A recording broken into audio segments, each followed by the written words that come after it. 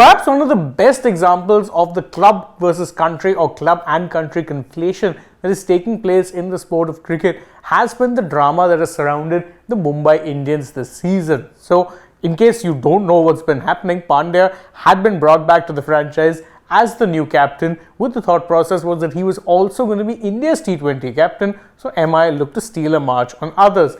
However, in a weird twist, Rohit Sharma in fact made a return to the T20I side and will now be leading the side for the T20 World Cup. And to make things worse, this has led to strained relations between the players as well as a backlash for Hardik from fans, which has been evident throughout the IPL season. Now, what does this mess have to do with, let's say, the T20 World Cup? Because it turns out that there was a chance potentially that a Hardik Pandya could have been dropped from the T20 World Cup side, but it was only backing from the BCCI's top brass that saved him. How exactly is that playing out? Well, a report in the newspaper Dainik Jagran has said that Rohit will be looking to retire from the T20I format once the World Cup is done and dusted. Now, the reason why this is important is because the BCCI still hopes that Hardik Pandya will be the one who becomes their captain. They still have him earmarked to be the next captain, at least in the T20 format. Whether he gets white ball is a different matter, but it seems likely that he'll be captaining in both ODIs and T20Is. For now though, T20Is will be the focus, but the thing that really rankles with a lot of people is the fact that Rohit and Hardik apparently are currently in the midst of a strained relationship, which, given everything that's happened both with the Indian team as well as the Mumbai Indians team, is kind of understandable. The big exclusive or the big claim that was made, however, in this particular report was not necessarily on Rohit Sharma, but on the fact that Hardik Pandya very nearly missed the cut when it came to the T20 World Cup. Yes, you heard that right.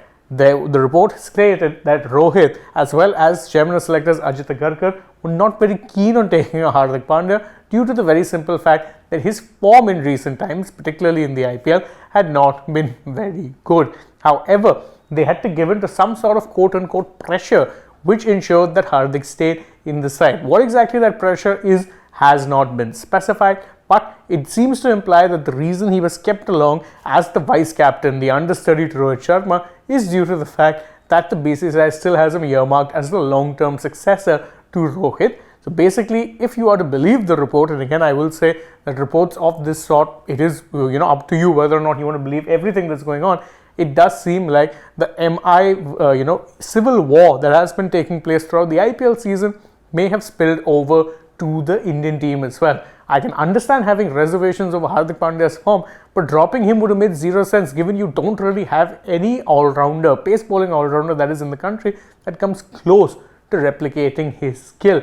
So why was this considered? Did maybe the entire feud at MI have something to do with it? We know Rohit was not happy at being replaced, and we also know that he wasn't even consulted. But should that actually lead to a point where Hardik gets dropped from the T20 side? Personally, I would say no. I think he should have been there anyway, but the fact that there were apparently reservations at keeping him does really speak a lot about the chaos that is engulfing this T20 World Cup side.